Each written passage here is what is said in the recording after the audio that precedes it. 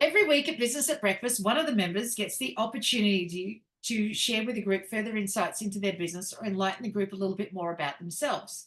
The members can use the time to problem solve or seek assistance or advice from the group as a collective. The time is theirs to use however they would like. Today we have the wonderful Neville Starick. So to know something about Neville, performance and prosperity strategist Neville Starick is from Mildura, Australia.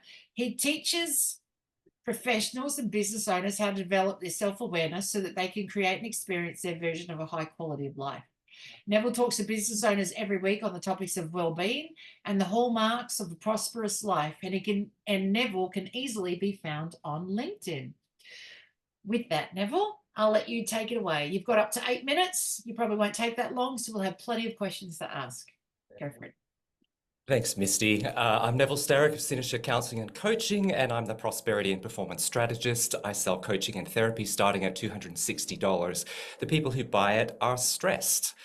Now, I've been in the counselling space now for 17 years, or just a little bit over 17 years, and what I've been noticing over the years is that a lot of the people that I work with are coming in feeling quite stressed about lots of different things. They're stressed about their relationships, they're stressed about their work, they're stressed about the future, they're stressed about decisions that they need to make, they're stressed about things that happened a long time ago that are still affecting them.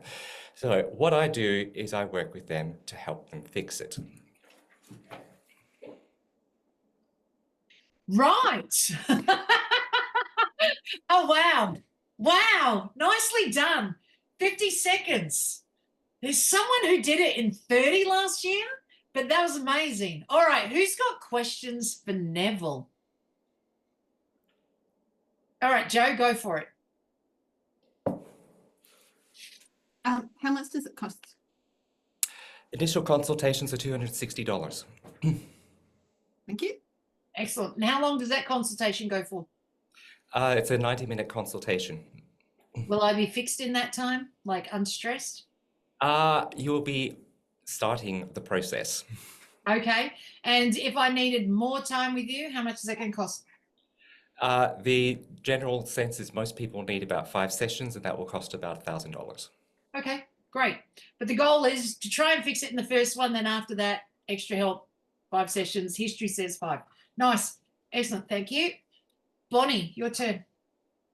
Neville, what does that look like, feel like? Is it a specific way, or do you mold it to what their needs are? It's very customized to the client in front of me. What does that feel like for them?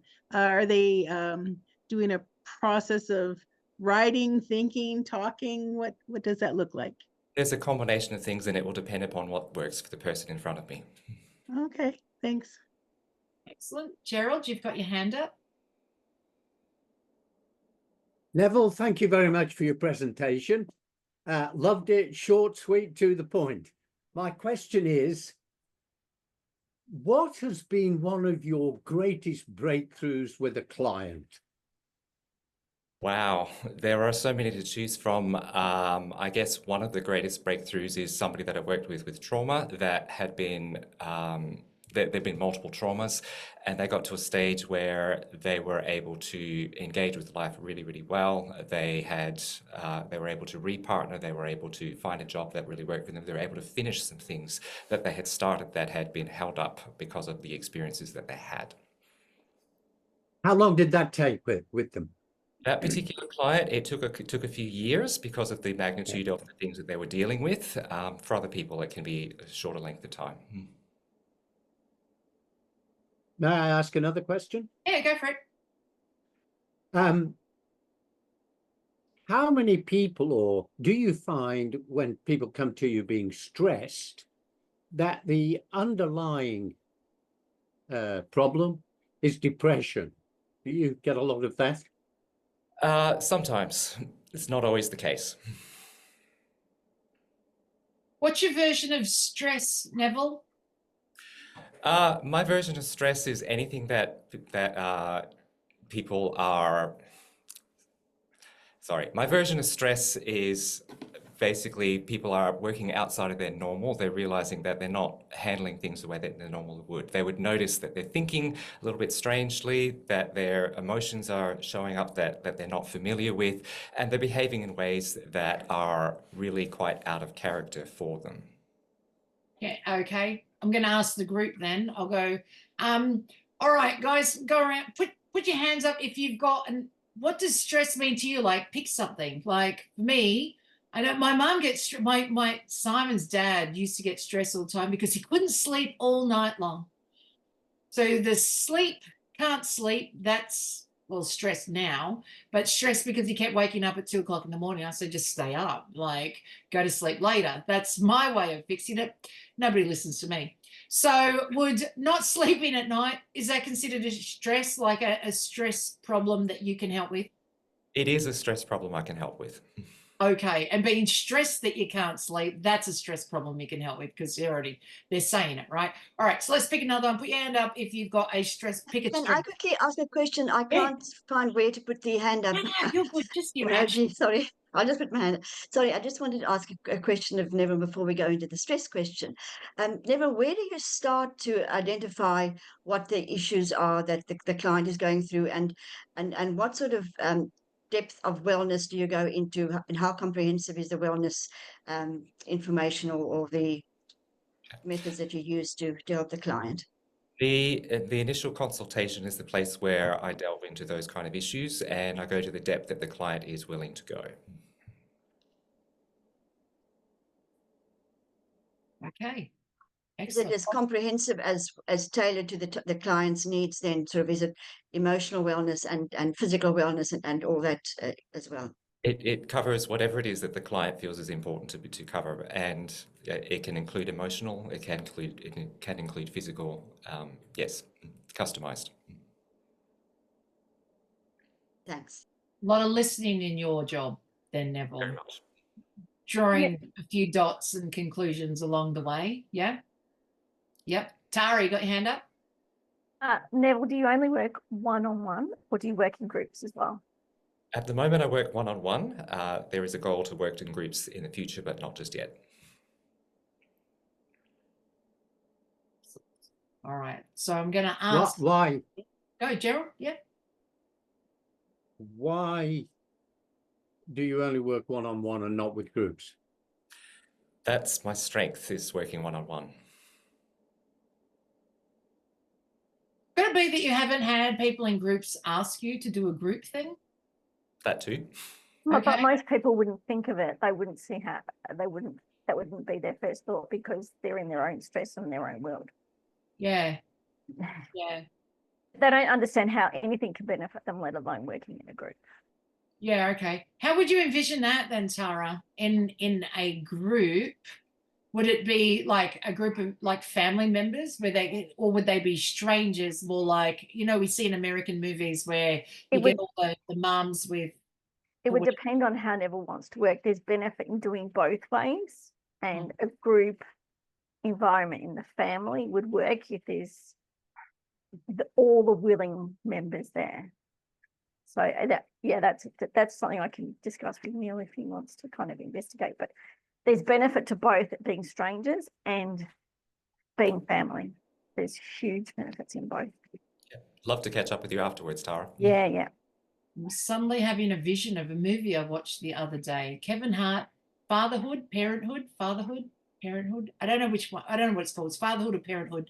Netflix, just so that you know, Kevin Hart, basically he becomes a single dad. I'm not saying anything outside of the movie. It happens like in the very first scene, you discover this because they're at the funeral of his wife who died just as she was having the baby. But he does go into this parenting group of mums that are all there. It's a mother's group. They're all there, whether they be single mums or whatever, but they're with their babies. And he goes in, he says, parents. And they said, this is a mother's group. And he said, I can't get her to stop crying. I can't get her to sleep. I am, I'm exhausted. She won't eat anything. And I'm just asking for help. And I'm just seeing that as a vision. Then they go, all right, come in. It looks like you're having the same issue. So, that's what I'm starting to think of. But yeah, excellent. Thank you. Thank you, Tara, and thank you, Gerald, for those questions. So I'm going to go back and ask versions of stresses. Like, what do you consider to be a stress? So we can ask Neville, do you cover that stress? All right. Anyone got one? Put your hand up. Car accident trauma is a good one. Well, not trauma, but stress from not having to resume back to normal life. Yep. That transition is very significant stress. Yep. Yeah. Absolutely. Kathy, got your hand up? One thing I would like to know is how, as a counselor and a coach, are you able to block out all the stresses from getting onto you? I've got some systems in place to be able to debrief where I need to, and yeah, there's been a lot of the training that I did was about self-care and making sure that I take care of myself, so then I can then be there for people who are dealing with stress. Great question. Yeah, absolutely. Yeah. Sarah, your hand is up, and then Sean. Hi, we're dealing with a lot of global stress right now, political stress, especially here on this side of the pond, and many things are up in the air. Have you found with your clientele that that's been, part of the equation, is that they just don't know how to cope with what's going on around them? Yes, I find that the stress is often there are specific things, but then there are global things, and they can be combinations of stresses that are all happening all at once. Neville's show with me, by the way, is down in the chat. Nice. Thanks so much, Sarah. And Sean, I'm going to take you as the last one before we move on. So you had your hand up? So then there's the neurodiverse body and brain topic, which is quite unique in its own right when it comes to stress. So how do you approach that, Neville? I work with the person in front of me. If they come in with neurodiversity, I'm exploring with them what that looks like for them, and how and what would be most beneficial for them for me to work with them. Excellent. Yes, that's quite the topic too. These days we see that more and more. Thank you so much, Neville, for being our speaker today, and thank you, audience, for participating with the conversation as well. Thanks, Misty. Welcome.